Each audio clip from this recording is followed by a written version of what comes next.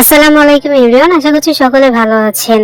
বরিশালের বিখ্যাত একটি খাবার আপনাদের সামনে শেয়ার করতে চলেছি, যেটার নাম হচ্ছে চিংড়ি মাছের জল ডোবা অথবা চিংড়ি মাছের জল ভরা রেসিপি। আশা করছি আপনাদের সকলের কাছে ভালো লাগবে এবং সহজও লাগবে। আমার আজকের সহজ রেসিপি আপনাদের সকলের কাছে ভালো লাগলে অবশ্যই একটু ভালোবাসা দিয়ে যাবেন। আর এই চিংড়ি মাছের জল ডোবা মাছ রান্না করতে কিন্তু খুবই দ্রুত হয়ে যায় রান্না, কোনো ধরনের কোনো ঝামেলাই মনে হবে না। তো আশা করছি আপনাদের সকলের কাছে ভালো লাগবে। তো কথা না বাড়িয়ে চলে যাচ্ছে আমাদের মূল রেসিপিতে। তো চিংড়ি মাছের জল ভরা রান্না করার জন্য আমি প্রথমে এক বাটি চিংড়ি মাছ নিয়েছি, ছোট বড় মাঝারি সাইজের নিয়েছি, তবে আপনারা যে কোনো সাইজের মাছই কিন্তু এখানে ব্যবহার করতে পারবেন, ঠিক আছে।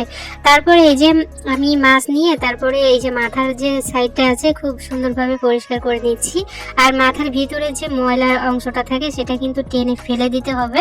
তারপর আমি মাছের গায়ে থেকে সম্পূর্ণ খোসাটাকে ছাড়িয়ে এরকমভাবে একদম পরিষ্কার করে নিব, ঠিক আছে। তো ধাপে ধাপে আমি সমস্ত মাছগুলোকে কিন্তু খুব সুন্দর করে পরিষ্কার করে নিয়েছি। আর একদম ছোট সাইজের যে মাছগুলো আছে সেগুলো কিন্তু শুধুমাত্র পিছন এবং মাথার সাইডটাকে ফেলে দিয়ে আমি রেখে দিয়েছি।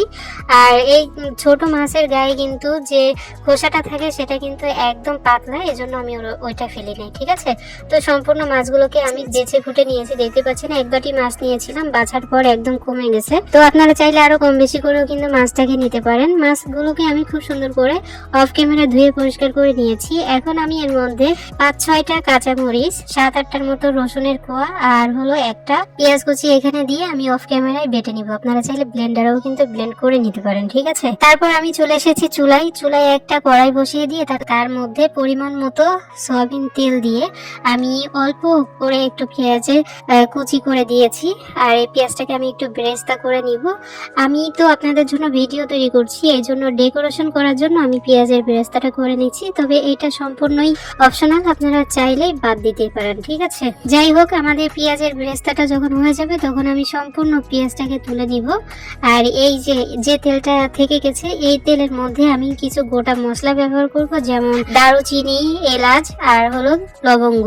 দারুচিনি 2 টুকরো, এলাচ 3টা আর হলো লবঙ্গ 3টা আমি এখানে ব্যবহার করেছি। তেল যেহেতু আগে থেকেই গরম, এই জন্য এখানে কোনো নাড়ানাড়ি করার কোনো প্রয়োজন নেই। তারপর আমি এখানে দিয়ে দিব এই যে হাফ কাপের মতো আছে পেঁয়াজ বাটা। আমি এখানে পেঁয়াজ বাটাটা ব্যবহার করেছি। আর খুব সুন্দর করে নেড়ে চেড়ে ভেজে নিতে হবে যতক্ষণ না পর্যন্ত পেঁয়াজের কাঁচা গন্ধটা চলে যাচ্ছে, ঠিক ততক্ষণ পর্যন্ত, ঠিক আছে। তো আমাদের পেঁয়াজের থেকে কিন্তু কাঁচা গন্ধটা একদম চলে গেছে। তারপর আমি এখানে দিয়ে দিব হাফ চামচ রসুন বাটা আর হাফ চামচ জিরা বাটা। আপনারা চাইলে এখানে হাফ চামচের মতো আদা বাটাও কিন্তু ব্যবহার করতে পারেন, আমার কাছে ছিল না এই জন্য আমি আর ব্যবহার করলাম না। এখন এই মশলাগুলো খুব সুন্দর করে নেড়ে চেড়ে ভেজে নিব। যদি মনে হয় যে নাড়তে নাড়তে যদি মনে হয় যে নিচে লেগে যাচ্ছে, তাহলে অল্প অল্প করে পানি অ্যাড করে তারপরে আপনাদের এই মশলাটাকে ভেজে নিতে হবে যতক্ষণ না পর্যন্ত রসুনের গন্ধটা চলে যাচ্ছে, মানে রসুনের কাঁচা গন্ধটা ঠিক যতক্ষণ না পর্যন্ত চলে যাচ্ছে ততক্ষণ পর্যন্ত আপনাদের এই মশলাটাকে কিন্তু কষিয়ে নিতে হবে, ঠিক আছে। তো আমাদের মশলা কিন্তু অলরেডি কষানো হয়ে গেছে। তারপরে আমি আবারও কিছুটা পানি দিলাম যাতে মশলাটা ধরে না যায় তার জন্য। তারপর দিয়ে দিব স্বাদ মতো লবণ, তারপরে হাফ চামচের একটু কম দিয়েছি হলুদের গুঁড়া, পরিমাণ মতো মরিচের গুঁড়া আর হাফ চামচ দিয়েছি হলো ধনিয়া গুঁড়া। আমি লবণটাকে হাফ চামচ ব্যবহার করেছি, যদি প্রয়োজন হয় পরে তাহলে আমি আবারও একটু দিয়ে দিব। অবশ্যই চেক করে নেবেন নামানোর আগে, তাহলেই কিন্তু হয়ে যাবে, ঠিক আছে। এখন মশলা দিয়ে খুব সুন্দর করে নেড়ে চেড়ে ভেজে নিতে হবে যতক্ষণ না পর্যন্ত এই মশলা থেকে খুব সুন্দরভাবে তেল ছেড়ে দিচ্ছে, ঠিক ততক্ষণ পর্যন্ত। তো কথা বলতে বলতে দেখতে পাচ্ছেন অনেকটা দূর চলে এসেছি আর তেল কিন্তু ছেড়ে দিয়েছে অলরেডি মশলা থেকে। এখন আমি এই মশলার মধ্যে দিয়ে দিব নারকেলের দুধ। যে বাটি মেপে আমি চিংড়ি মাছ নিয়েছিলাম সেই বাটিরই 2 বাটি আমি এখানে নারকেলের দুধটাকে ব্যবহার করছি। অবশ্যই নারকেলের দুধটা ব্যবহার করবেন, ঠিক আছে। আর নারকেলের দুধ ব্যবহার না করলেও সমস্যা নেই, আপনারা চাইলে পানি দিয়েও ব্যবহার করতে পারেন, ঠিক আছে। পানি দিয়েও রান্না করে নিতে পারেন এই জল বড়াটা। যাই হোক, আমি এখন ঢাকা দিয়ে ঢেকে তারপরে চলে এসেছি। এই যে চিংড়ি মাছটা আমি খুব সুন্দর করে বেটে নিয়েছি। এখন এর মধ্যে দিয়ে দিব সামান্য লবণ, তারপরে একটু হলুদের গুঁড়া, তারপরে সামান্য একটু যে ধনিয়া গুঁড়া আর হলো একটু জিরা বাটা, ঠিক আছে। তো আমি এগুলো দিয়ে খুব সুন্দর করে মেখে নিব। এইখানে সমস্ত কিছু একদম কম কম করে দিয়েছি, বেশি আর কিন্তু আমি দিইনি, ঠিক আছে। তবে আপনারা আপনাদের পছন্দ অনুযায়ী দিতে পারেন সমস্ত মশলাগুলো। এখন সম্পূর্ণ মশলাগুলো মানে সবকিছু দেওয়ার পর আমি খুব সুন্দর করে মেখে নিব। আর হাত দিয়ে যদি আপনারা একটু ফেটিয়ে নেন তাহলে দেখবেন যে জল বড়াগুলো অনেক বেশি ফুলে ডাবল হয়ে গেছে। তো আমাদের জল বড়ার জন্য চিংড়ি মাছটা একদম রেডি হয়ে গেছে। এখন চলে এসেছি চুলায়, দেখতে পাচ্ছেন আমাদের দুধে কিন্তু বলক চলে এসেছে। এখন আমি ঢাকাটা সরিয়ে দিয়ে চুলার আঁচটা কিন্তু এই পর্যায়ে একেবারেই কম আছে। তো এই পর্যায়ে আমি বড়াগুলো দিয়ে দিচ্ছি, মানে চিংড়ি মাছের বড়া আকৃতি করে তারপরে এখানে দিয়ে দিচ্ছি। আর এখানে মাছগুলো দেওয়ার পর আপনাদের নাড়াচাড়া করতে হবে না, কিন্তু এখানে মানে এক সাইড থেকে বড়া দিতে দিতে আর এক সাইডে দেখবেন যে বড়াগুলো অলরেডি ফুলে ডাবল হয়ে গেছে, মানে অলরেডি রান্না হয়ে গেছে। আর চিংড়ি মাছ রান্না করতে কিন্তু খুব বেশি একটা সময় লাগে না, এটা কিন্তু সবাই জানি আমরা, ঠিক আছে? তো আশা করি বুঝতেই পারছেন।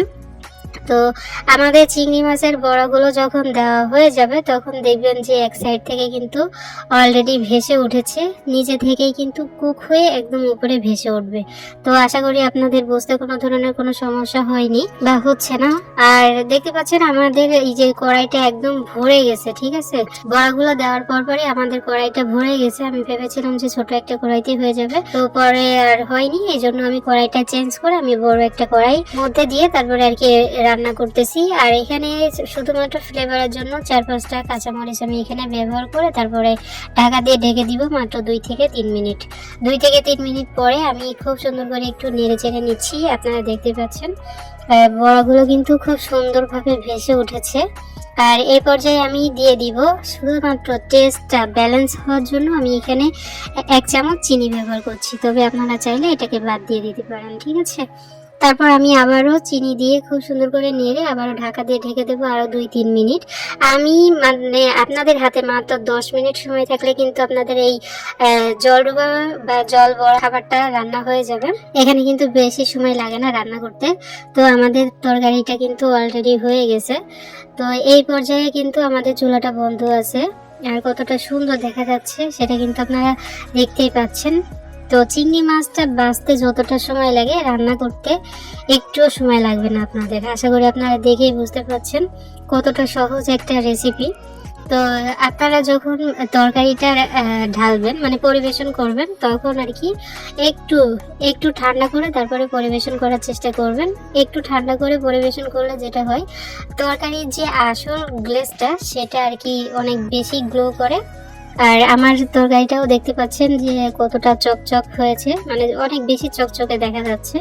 তো যাই হোক, আমার কাছে তো খুবই ভালো লেগেছিল। আপনাদের কাছে কেমন লেগেছে অবশ্যই কমেন্টস করে জানিয়ে যাবেন। আর ওই যে আমি আগে থেকে যে পেঁয়াজের বেরেস্তা করে রেখেছিলাম সেটা আমি এখানে একটু ডেকোরেশন করে দিচ্ছি জাস্ট আপনাদের দেখানোর জন্য। সো ফাইনালি আমাদের আজকের রেসিপি এতটুকুই। কেমন লাগলো অবশ্যই লাইক কমেন্টস করে জানিয়ে যাবেন। ভিডিওটি ভালো লাগলে অবশ্যই বন্ধুদের মাঝে শেয়ার করে দেওয়ার চেষ্টা করবেন। ফাইনালি আমাদের মূল রেসিপি ছিল এতটুকুই। সবাই অনেক ভালো থাকুন, সুস্থ থাকুন। আমাদের পরবর্তী ভিডিও দেখার আমন্ত্রণ জানিয়ে আজ এখানে বিদায় নিচ্ছি। আল্লাহ হাফেজ।